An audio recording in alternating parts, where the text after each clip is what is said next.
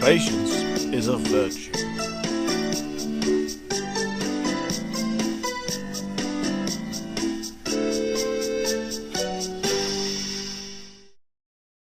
The thin controller held a letter in his hand. 6 little engines watched him anxiously. "Do you remember Talyllyn, your twin?" he asked scarily. "He is ill, so his controller is short of an engine. Now, I can't spare anyone until Duke is mended, but I want to suggest to him that one of us—" "Oh, please, sir!" cried the engines excitedly. The thin controller held his ears. "You can't all go," he laughed. "I thought— Sir Handel." "Oh, sir," said Sir Handel happily. A few days later, Duke was taken to the works. Sir Handel's excitement grew. "I hope he comes back quickly," he said to anyone who would listen. "Don't be so impatient," his driver laughed. "There's a lot to be done. Your repairs took a long time, remember, and Duke is older than you." The weeks passed, and still Duke didn't come back. Sir Handel became more and more impatient.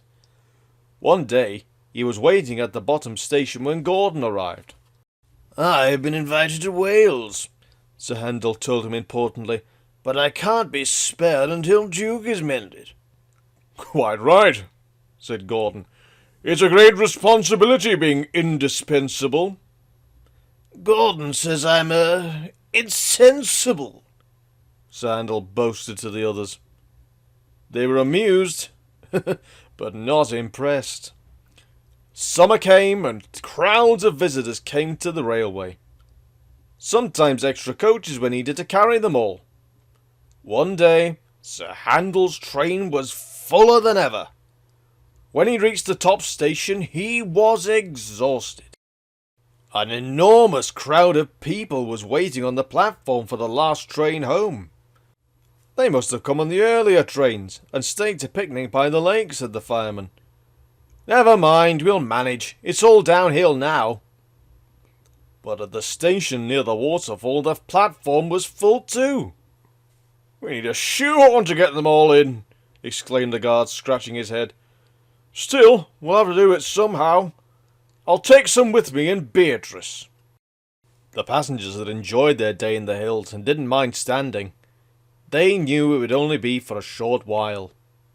The guard always checked tickets at the station by the waterfall. Today it was a long job.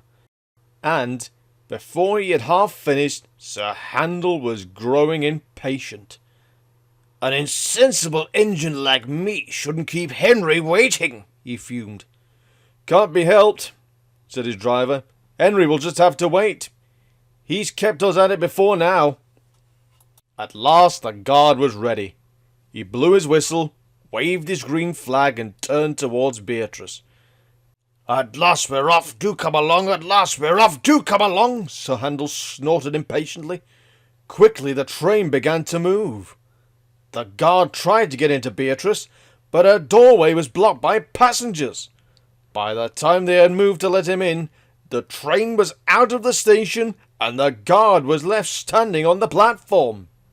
Beatrice tried to stop, but there was no one to put her brakes on.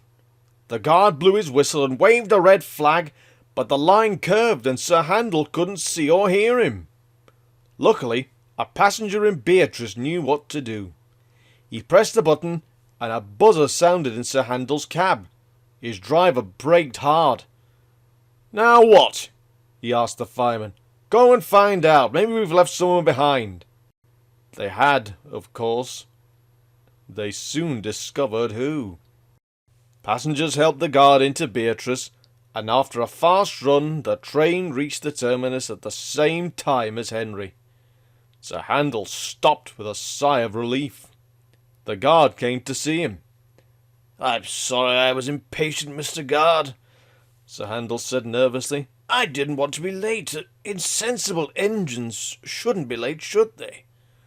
No, agreed the guard, but sensible engines know that patience is a virtue. Remember that next time. I'll try, promised Sir Handel sadly.